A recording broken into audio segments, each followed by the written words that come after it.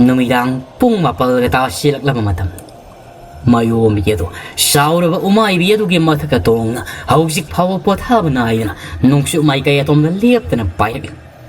Nungshu may kay sin batong na makoy ni yeng lu mamafam Amata mapatolen mamalu sig likul fang mangamandi Mayong biyedo oirom ladana umay biyedo gi mathakta makul aduna si na payri hayri yari Nungshin naga liri shit paduda kaya nungai na hangsik lang bo oy na mayong bidu tumliba umay bidu no paina nung madulatia thakadu malem laimai tamni yeng thari mai kai karom de taibang mioi bataba mafangal laibage hayan umay bigi mit ti thau krabani hainari badu mahak ni yeng matamda sinung manungda laiba ato pakanglup kaya na khunda basu kaya uri maduda mapa tolena madi mama lu si leiram khiroi Masya si madu yaudri fawbadi Tidari tiragi Ngasi ahing sabuki matam yaudri manung sida haidan Umay biya sida wakholda kanurala Mahaki wakholda syu Nungshu may kaya siya sumak pairaka matamda Mayom bigi mawam pasi May kaya syomda oyna layrangani haibagi Thasya ba malaykri Maram madunani Sum pairak padigi Umay bidun mapasya naduna Pung taraga tasya ka matam maduda Urari Mahak na usik pahir piba mapamasi Atay karay nati Amay ba tolay na may kaingak liba Saura ba singdom tsana kunung sari ba Madugi mapasyap tsan Wang laba malang pala dito paina Umay bito naging tarak pada ubani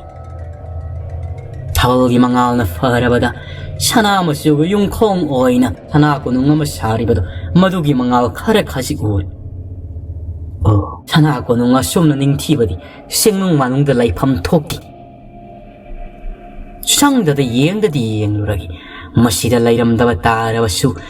Atopa kana mafam masida Layri bagi hai bado kangtok na Nahi ngasima masida Yarek pam lauri hai raga Makoy gitang taba wari likol singa do kangtok laga Hayeng inung tay na nga labakanda oy na tiba na paragani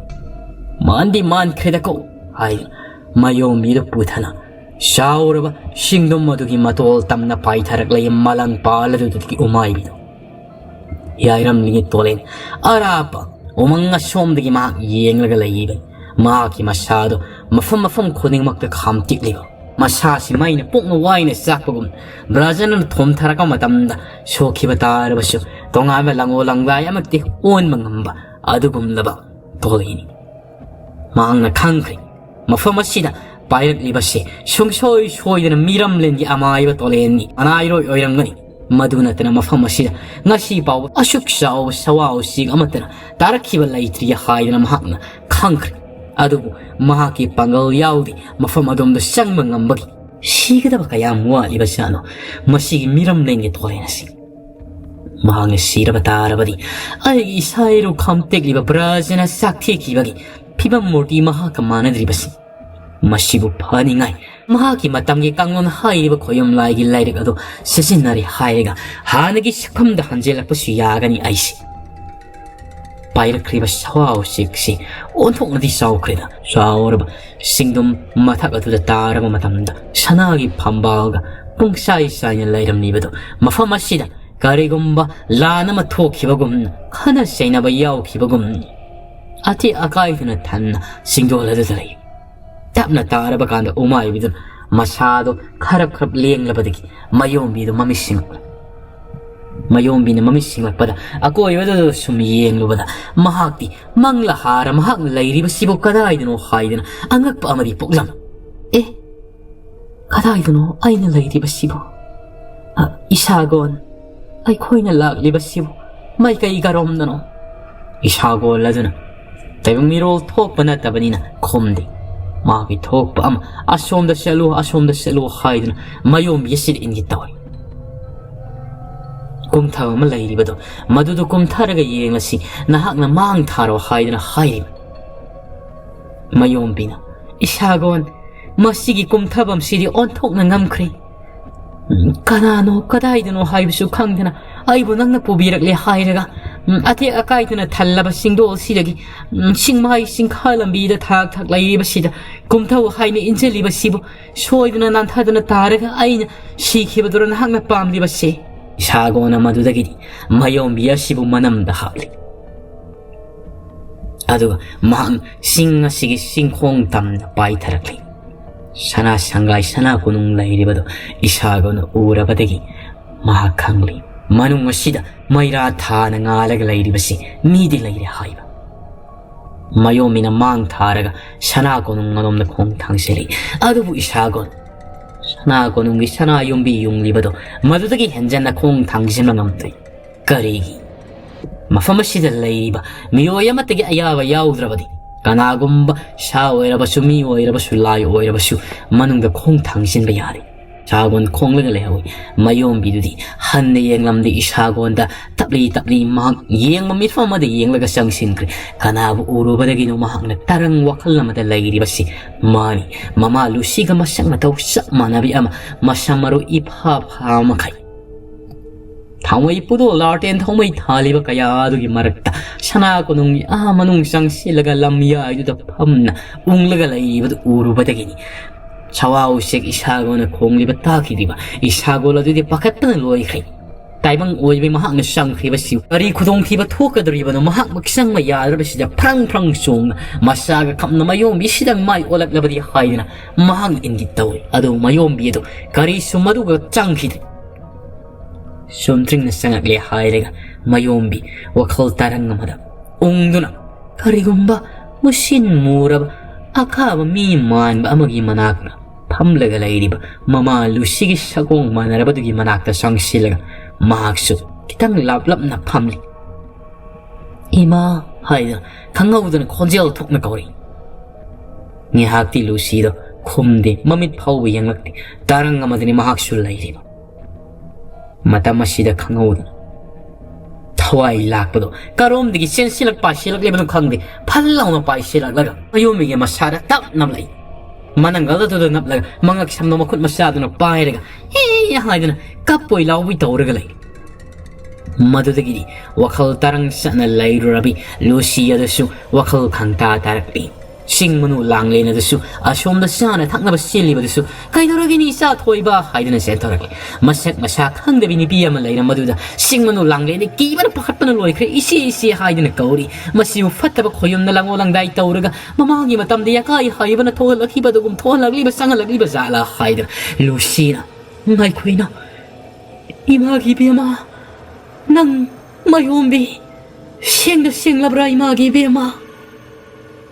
ꯃꯌꯣꯝꯕꯤ ꯑꯗꯨꯁꯨ ꯀꯣꯛꯇꯒꯤ tone ꯐꯥꯎꯕ two ꯁꯨꯡꯕꯅꯤ ꯃꯃꯥ ꯃꯥꯜꯂꯦ ꯍꯥꯏꯗꯨꯅ ꯈꯜꯂꯤꯕꯁꯤꯅ ꯃꯃꯥꯃꯛ ꯑꯣꯏꯅ ꯃꯉꯣꯟꯗ ꯏꯃꯥꯒꯤ ꯕꯦꯃꯥ ꯃꯌꯣꯝꯕꯤ ꯍꯥꯏꯗꯨꯅ ꯀꯧꯔꯛꯄꯗꯨꯗ ꯏꯃꯥ ꯏꯃꯥ ꯍꯥꯏꯗꯨꯅ ꯃꯍꯥꯛꯁꯨ ꯑꯉꯥꯡ ꯑꯗꯨ ꯃꯅꯪꯒꯜ ꯑꯗꯨꯗ ꯅꯞꯅ ꯅꯞꯅ ꯀꯔꯤꯁꯨ ꯊꯋꯥ ꯁꯥꯗꯕꯤ ꯃꯃꯥꯒꯤ ꯃꯅꯥꯛꯇ ꯆꯪꯂꯛꯏ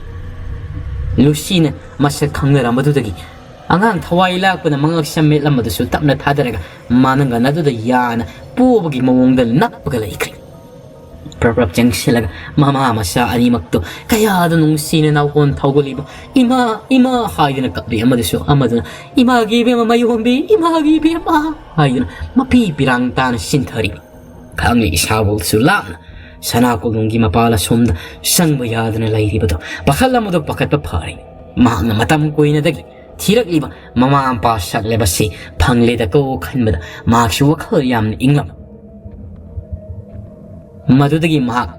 ꯁꯅꯥ ꯀꯣꯅꯨꯡ ꯑꯗꯨꯒꯤ ꯃꯁꯤ ꯃꯐꯝ ꯑꯗꯨꯗ ꯃꯍꯥꯛ ꯈꯨꯜꯂꯒ ꯑꯀꯣꯏꯕꯗꯨꯗ ꯀꯣꯏꯅ ꯌꯦꯡꯂꯒ ꯂꯩꯈ꯭ꯔꯦ ꯎꯃꯥꯏꯕꯤ ꯁꯥꯒꯣꯜ ꯑꯗꯨꯁꯨ ꯃꯄꯤ ꯆꯗꯨꯝ ꯇꯥꯅ ꯃꯌꯣꯝꯕꯤꯒꯤ ꯃꯐꯝꯗ ꯂꯨꯁꯤ ꯑꯁꯤꯅ ꯑꯍꯤꯡ ꯆꯨꯞꯄꯁꯤꯃ ꯋꯥꯔꯤ ꯂꯤꯔꯤ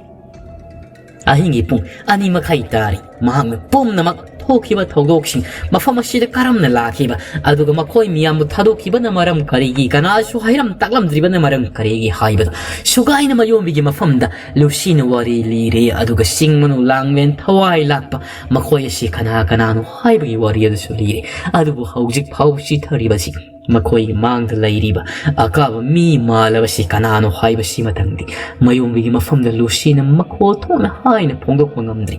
ꯃꯌꯣꯝꯕꯤ ꯑꯁꯤꯅꯗꯤ ꯇꯠꯇꯅ ꯍꯪꯂꯤ ꯏꯃꯥ ꯑꯁꯤꯕꯨ ꯃꯤꯔ ꯂꯥꯏꯔ ꯅꯠꯇ꯭ꯔꯒꯅ ꯑꯁꯤꯕ ꯍꯛꯆꯥꯡꯁꯤꯕꯨ ꯀꯅꯥꯅꯣ ꯍꯥꯏꯗꯨꯅ ꯍꯪꯂꯤ ꯑꯗꯨꯒ ꯏꯄꯥ ꯇꯣꯂꯩꯅ ꯀꯔꯣꯝꯗ ꯆꯠꯈ꯭ꯔꯕ ꯁꯥ ꯇꯥꯟꯕ ꯆꯠꯈ꯭ꯔꯤꯕ꯭ꯔꯥ ꯃꯍꯥꯛꯅ ꯀꯔꯤꯒꯤꯗꯃꯛ ꯑꯩ ꯂꯥꯛꯂꯦ ꯇꯥꯔꯒ ꯊꯣꯛꯂꯛꯇ꯭ꯔꯤꯕꯅꯣ ꯍꯥꯏꯗꯨꯅ ꯇꯠꯇꯅ ꯒꯤꯔꯤ ꯇꯛꯃꯣꯏ ꯍꯪꯂꯤ ꯃꯃꯥ ꯂꯨꯁꯤꯒꯤ ꯃꯑꯣꯡꯗꯨ ꯎꯕꯗ ꯃꯌꯣꯝꯕꯤꯗꯨ ꯈꯖꯤꯛꯇꯒꯤ ꯌꯥꯝꯅ ꯀꯥ ꯍꯦꯟꯅ ꯆꯤꯡꯅꯔꯛꯂꯤ ꯏꯃꯥꯒꯤ ꯕꯦꯝꯃ Imagi bema, imabu kari haina, pakum pira sige. Madudagi yaroi, amuk nauna, wanta dana laknabi haunabi, Lucia si taurak lagani kanduna, Hawaii lakpaduna, Lucia sibu temali, chingmanu langlen, masado bu tajin. Masila duda, ma, kapkanu, haiduna so hairi anand. Madudagi, chingmanu langlen, mayom biedo, tamna, nakalamarom da putorabli. Imagi di bema, isani na hakshu, Nangi warin, namalusin, loy na magliba di gikangli. Asum tuo haiduna, mapok ang magiwasak nga na napatuloyan nga ay kasunong sipon sila'y pulsiyam na. Nanaw amayaw na, mafamasidan lahi di basini. Namaingon, waraw paglaw bataw ganugo. Ima, nasana karigi ima ko'y da waraw sa gadaban. Ima ko'y na iko'y bulo na natay ragatam labaso. Imagi likul na siya niliba pangjaba simong kaya da nungay kraba. Hayro ima, patulen palaga ima lo sinikap sinikariki. Aduga ipatulen na haujik pauba ay lagay hayraga. Toglak triba sinikariki. Ngasay, siya ko nung masida mamangi matamla tokiba, fataba ko yung lay siyang lakiba. Tokiba tawdok sing iwari diliri. Adubu karigumba amadi iwatal wat na laybagum tawi. Imana na siya ay ginafamda asyang manasya magnikan buoy batarabati pum na maglibiroga basing na balayta na ima. Lucina haibang amnabado sing manulangin sina mayomi gimafamda sugay na liri. Mayomi du kapi mapi oro tama kay. Mamalo sige mo adugo among iyeng mamadi uning da ontok laga ni mahang na kapling. Akawa tayo bang miwoy bagi asiba haksangum na amalay basi mapatoli ni tabon mahaktimang lahara haibito kankri. Mapu mahakilang olang dai ni asiba asok pa apan balay kidra mamapatoli sira baso asiba kawa koyong laibo may tiba pira ka mamangi matamda halat pang ngamki hairi basina ngasi tawram libasibo karino. Kaya mo, yam na matik mayay kan bayig na baga, lamba na ro badigi tok liba no kayo wakan do kan wada, mahak wakal la si sing na basamam na bata na talami. Ado mo, sing li mapatole ni hay bito, mahak na kang. Mapi oro tama kay, mahak kap nga, asiba hagsang gumlabadugi manakta sang laga. Baba na miray biram laban na salak lihi. Baba hawalo, baba. Haydan, kakli. Asum na mamamasap na teng na basida asyeng balikul kang na asyeng wari tarabada mayom biyado mapuk ni nga si amarom da yam na haraw seramani mapatulen gida maghalaka matamdadi pum na ning bapung kai kairi mapagi da maghallo bada tamoy layman haibdo oiri wari watay pukmen paumin ring matamda nong ding alak ledo ayuk genda angan bagi shawaw sek na may kay salay kang na kong linil kong Isago ladusu sana ko nung adugi mapkaida napi kaya hauri badu da mahaksu tumta karabani ito. Nung ngalagpada mamay mamit ipompo may hawgalagpada umahaki mamang inak nakamangkay saji kaya na masinjak matasar ka saji ka na utangi lera madu uda makti pring song halay kang prekang. Madudagi saji niya hay na kang padagi tumin na masado pataragalay saji singadusu siya tauro. Sauro basawaw si kimong yuda. Aduga amuk tapthagi baduda sangsilaga manakdagi saji hanaw sai. Saji amani sangsilaga isago gi matu marak aduda mare yedunan lek dan mahaw law mamay masado pre hay isago ndusu kariyaw siya dana ay ito sidelik lima hay dana wakala duda kalam. Somdadi mayom biyado ning bapung kai mapatulen uba fangjada bada mapatulen ni haibasi asyang magni kalabasu matanda mahak taja bading amlamdi asyum na ay gibaba na haibna wakala do kanna ayuk ngangrana wa korang mahak na nongpuk may kaya somdagi kingarak laba mata masida makoy na layri ba sana ko nung masida asyang balusi amadi Amay ba tole ni inat rabadi laiba yade haiba do mamangi matamda amay ba tole na haibiramba takpiramba duna mayom biyasi mafamashida laithaba yararoidra haiduna su lucy amadi singmanu langle na kanna wakal yam na nungayramdi adubu lucina imagi biyama isa imagi mafamdagi tadok na sakragana mafam asida nungaina laiminarasi. Imagi ipoktoki isamak natrabasu aigi isa ningol ni kan nang munong siribani. Nang syatragan napatolin ni tang tawa ama kangri pawbadi ay koy gapun na mafam asida lairasi. Isa ni inatalhak labadi imagi pugning se kara makay di lumli. Haydan kabli. Adubo sing manu langlian sina. Amay ba tolay na hayda mawado. Tawoy na tawrak trabadi. Kari pataba pola mo toglak kadaba. Kari panglak kaduriba haydan. Yam na akiba mo supuklam. Tawbudo umahang na su mayom biyasi masasak na nung sikrabadi. Amay ba tolay asigong piyom da hek yaw kibadagi. Numitudagi ngasi haujik phawbadi yakai haiba hairiba khoyum laido miramlena sida onsinna landarak miramlena si yo na sagadabagi mo ulakti masina karama mongda oiriba tasengna yakai haiba sina sage yauna sa ungyaun umlaglabadi matang si sapchan umachaba yaraba adubu kaidaunungda kauruidabadi pumnamak mapu mahaki kumhaini amaiba tolengi punsi asidi mapu mahaki sangyeng tanat halaba punsi maki punsi ki tangkak amada sangyeng amasu thana haujik mahang oiribasi ayuki matamasida nakalamarom na amukam dauri tamya tel kholdani ngarang ahinga dudi karisu thoidongna tamthiba mongda mihat mipulgi thabak amadi urong kangluki miyoysing na so henzelak pa tawdana makoy itokpa masagi makulay paina na loy na ngaksyon na layram mi urong kangluki miyoyso tamya tel kun mi asyang masinga duso ayuki matamasida kulak yado suwakal nungay tana mahaklaklan mazaru hoy mayumda mazaru do haujik pawba masado wakal tali wakaldo ayaw na soksin kibadagi masasi sirubadagi amuk hinaglabasu mahakti angawbi haibado oy haunalay mazaro sin wakal tajirabadi makoy gisu wakal nungay jagadaba maray wak tibadagi tijarakliba mahaksi angaw fayamagumna manggol masida pam masa pikruodabu kauna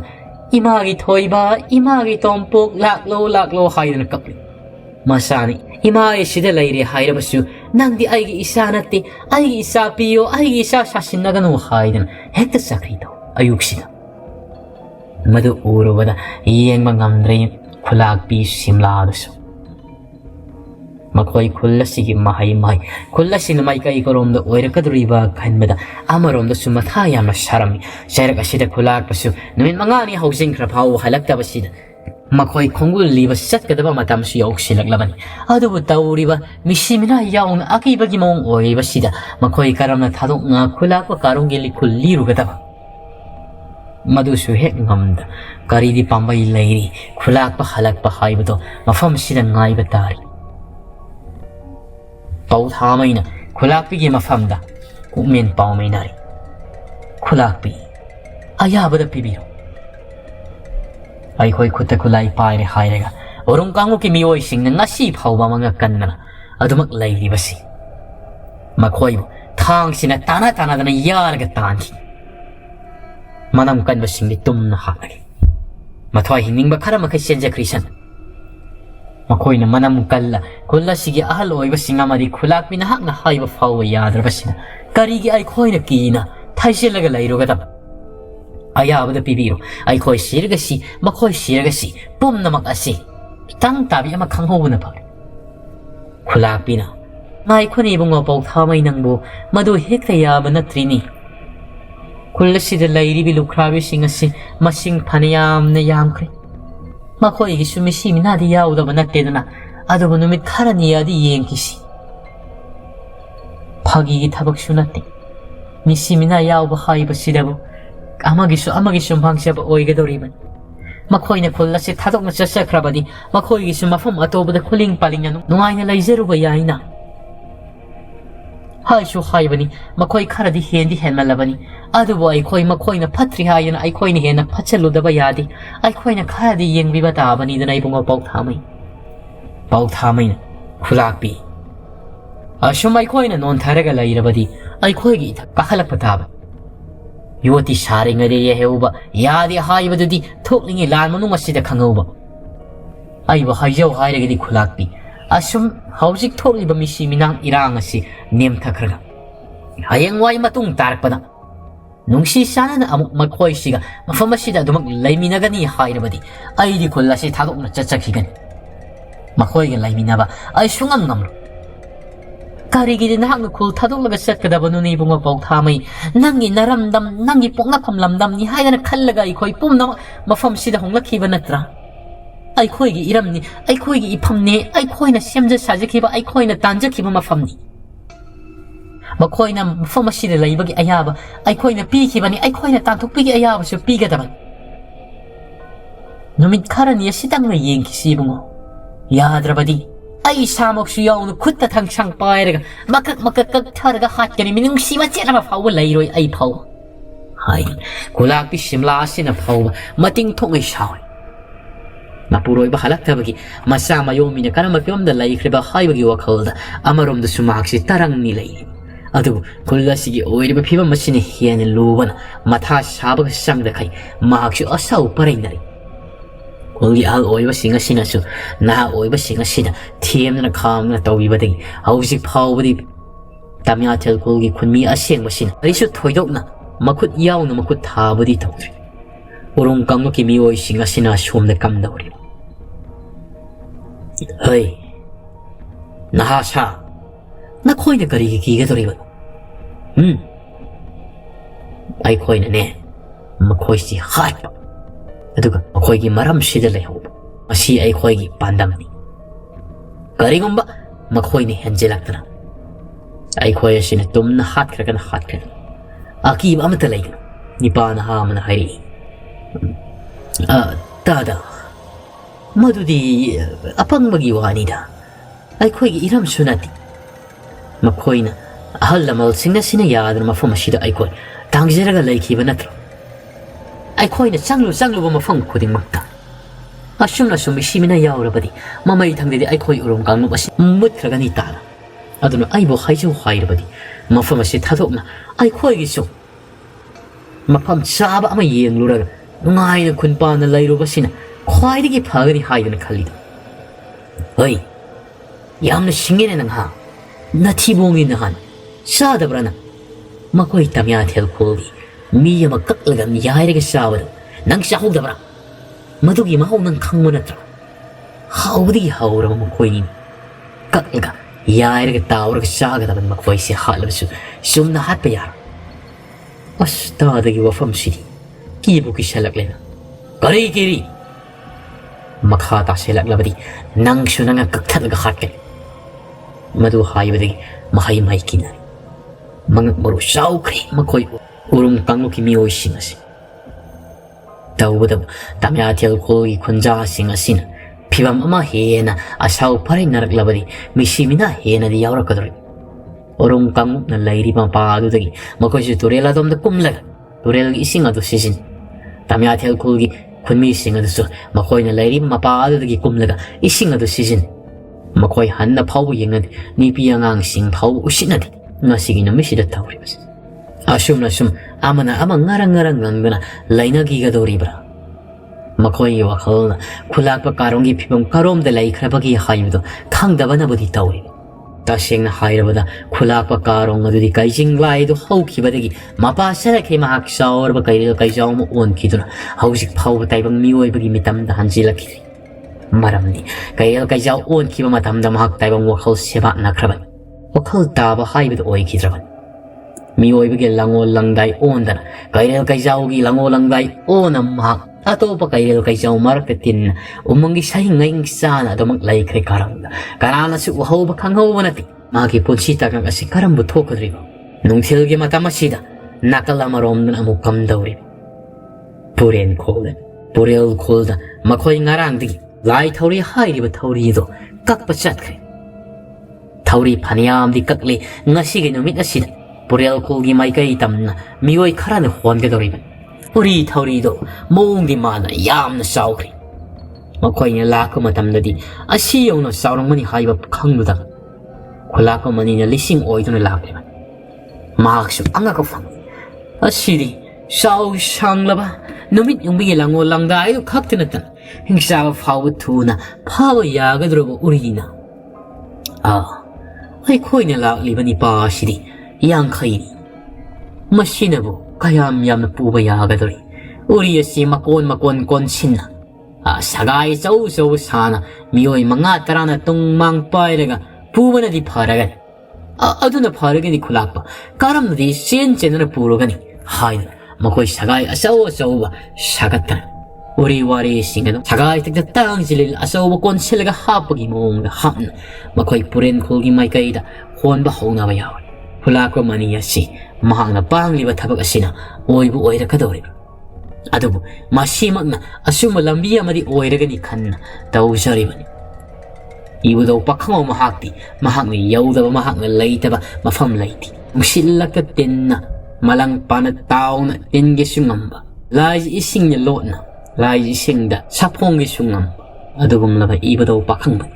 mahaksu mafam asida lei saphong taibang mioi bagi mamite uhandrabasu manigi mafam asida mahakna tawribasi sangeng makhallam lai thori hairiba makoina khangnariba masigi thori asiri khulakpa mani asina kakthari mamangi matamda ai sadong oiriba sauraba lairela makhakna langona singnung khogi mingamba hairiba taibang nipaduda okna hankhiduna mangonda su awaba tahankhibadu Purial kuldi kulaka manigi mafamdasu ay isamagna oina tonganba langolang lai ole hairaga lakna gaidana khangnidana ngasiri haidana ibudo mahakshu saurba lai linjao amakak khudak asida langon kri aduga uri adugi marak aduda mahakshu yana uri gumna laikri masi lengdabida marang ba khaktan sana masu gumna phudok marang kulaka mani asina mahang lising oidana uri asu adum makul ani maktuna lamna mathak kakhat mahang kaktharaglibin mapa yeng laga yan thadam marai tasilaga haw adugo atom mafamdana uwa de hekta mak yesilaga chauna hawba uri makhala laibak de umara satpugum hekta linjaw mari chatna tabugum na tariba uri mafam asida lairibasi ahan umakda sigi uri sima sakhangda miyamna urrabadi wan thadanaga sigadabagi mawm lairel kayana sayom sana yetna laibagum het mangada manina sum lamlakpada mahangna karigumba nasai makai mahangna urigi makuda pairaka matamna hausik paibasi iman manadaba nan lawa sichi nan bugumna aduga sana masugum amuk chu langlakpagum amada theng Soy lawi masa. Aish. Soydre. Ipa tole na haibi keba. Masigi orishe yan ba matamda hanato na yengadaban. Lairel su marak asida thiet na gadamak laigan mani. Ay kumtao ba na paragani. Hayum sida ba. Haidun tuga sak yung umakay. Mag tongli ba dudigi kumtara. 팔랑 na songtare khulakpagi maw mataw yamna thuna kumtharakpadu manai singa du sukire kari thoklaga ba haidun makoi su sieng ta bakitaw khulakmanin ngai khuni noibo okta sieng kinuni la asai da thoklalo naksilwana sagai sariba sing sagai ke amukti punakhre sagai ani khakti punakhre phane hamdi yamkra sona tholo nakoi manakta sangkinu aina uji na thiengubada uri maraksida sana musugumna sukaphatba 그리곰바 린곰바 아무다 티엔로레니 마두디기 에이송 타락리만 시부 시랍니다 린딜린 오이랑만이 하이바니 마기 마꾸도 빠이바다 당신이 짝만의 하이바 마수수 마랑 사나 마수금 가직 막사나 망아싱 타갈리 시키부기를 마코이싱아도 기름기로 아두디 쿨락바 카람 떡시 우리의 시한바 톡라가드라 하이든 하이 마니나 나코야 먹당하이고 우리 안에 독바 야기를 양게다바 얌나 관리 혹시 카라카 부비버시는 고나가다바 나디 쿨락바 단무탈레다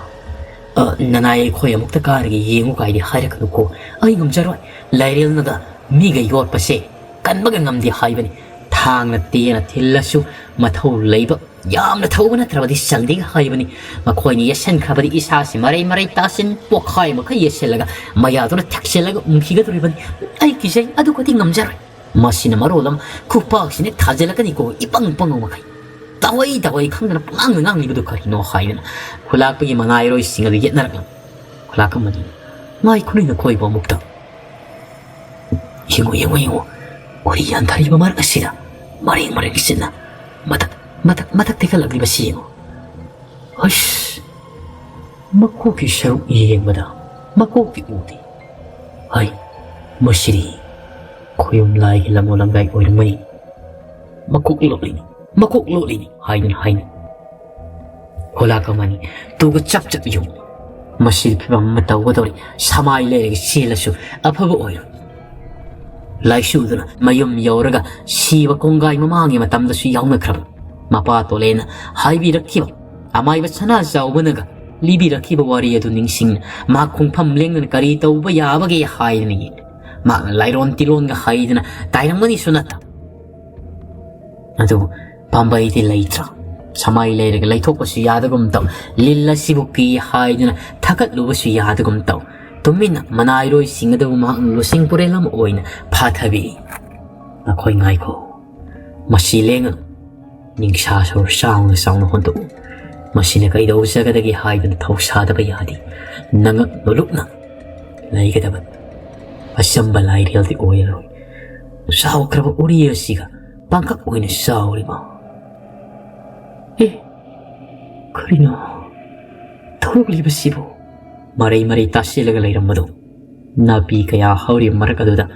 uri marakadagi bom launa tarak makon sil madu fawa maku kay sarukti uba fangni hay sayar mahai do kidar maklaka tak niklay ngay ko rin oibo aki pakat pataw kinuni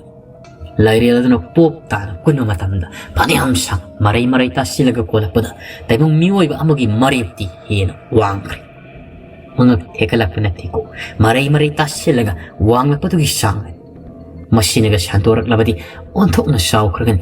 masinaga matien tension krabadi sana kong nang amadagi hino bu saw kragani hayan koy murum swanay madudagi manina ihan hanam mamita mapira sena kuru kutakun makut ani lorana kudakta lail aduda nonjana he budaw bilang walang dai oiriba nanay to lawa ay ngonda karino ngasi wanbiriba pinabiriba sibo nanay ay di karisu kang jabanata karasu karasa panglay maray jabat taybang ni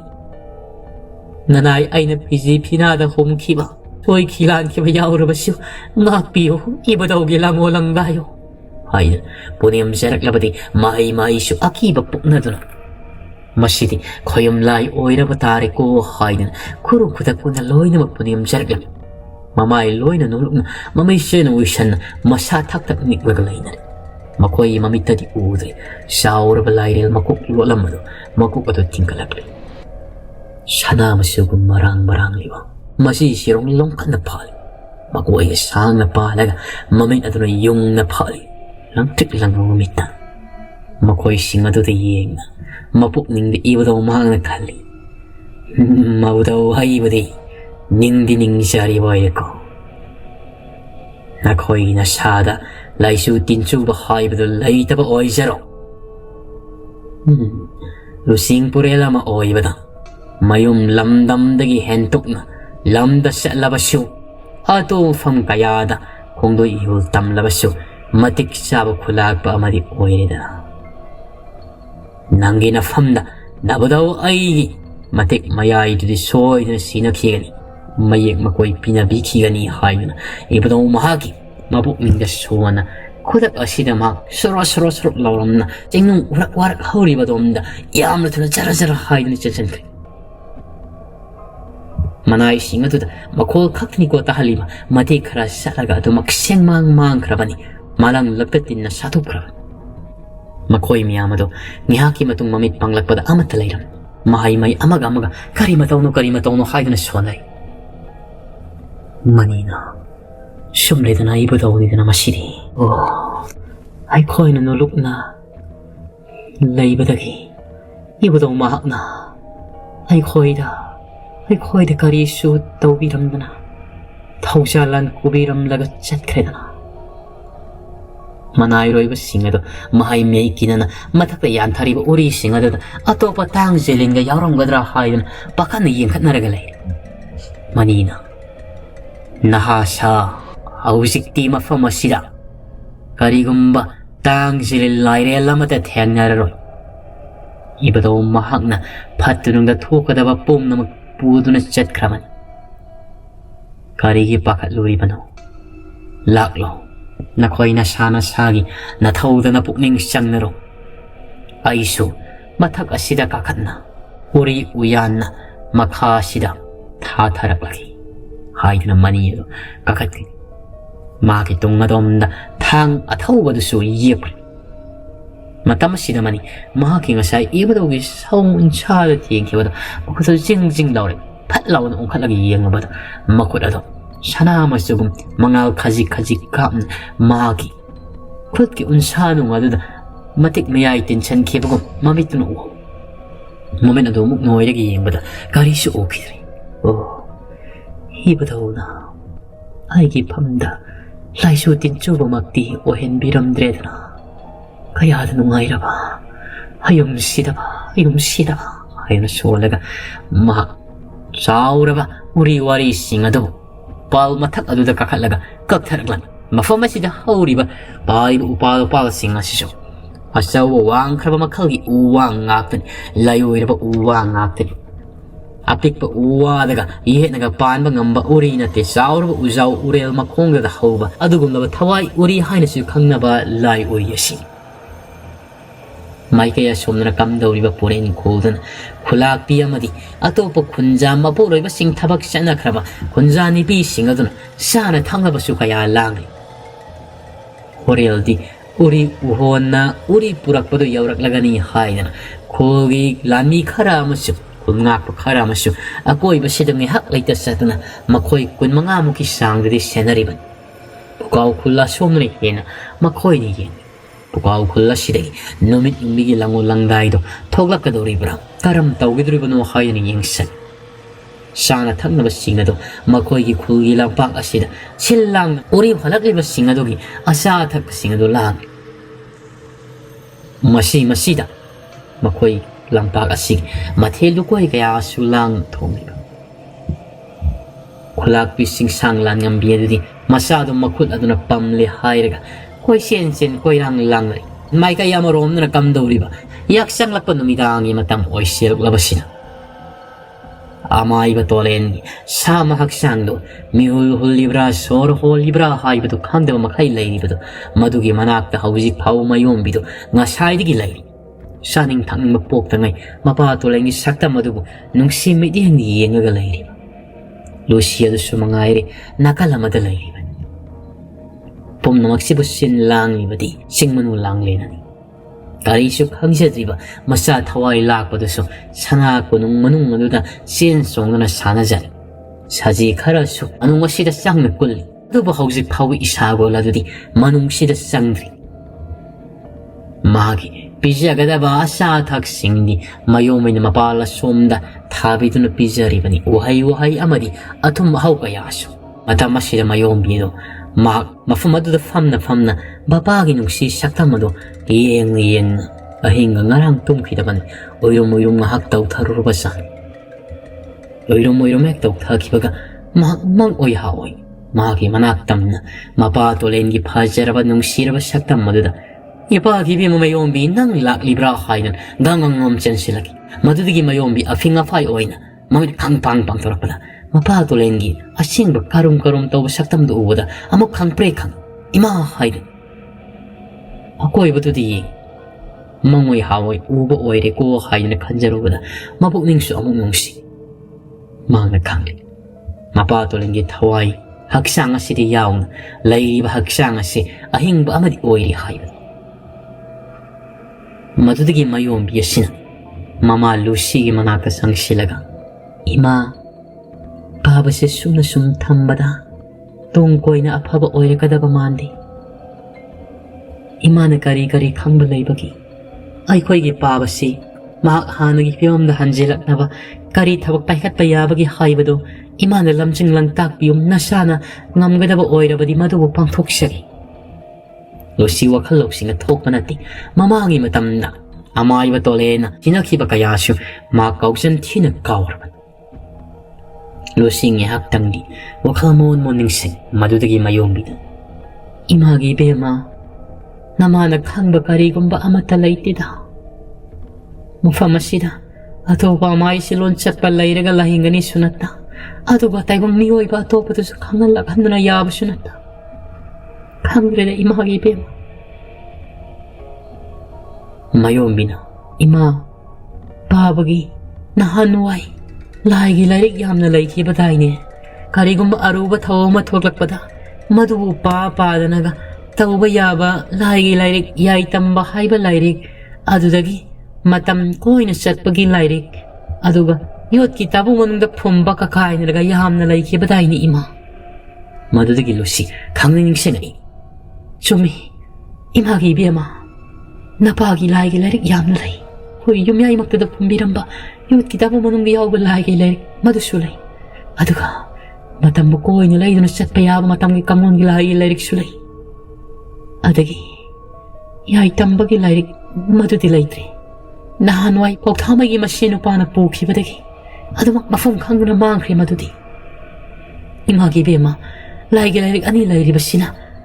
Masina yagadrani kari tabak paikat payagani. Mayo mining haktang wakal tawri aduga. Ima, matangi kang nun hairi ba laigi lairik to. Madu amuktang nasani yung isagi. Nati imagi bema. Madugi lairik adudi. Madugi lairik adudi. Iyang ningi haidana iyang bayaba. Pak ningi haidana sena sebang adu pak bayaba nati. Utuk na lukrabadi. Karigumba soy na kanglon kahay na sena lana pak lubatarabadi.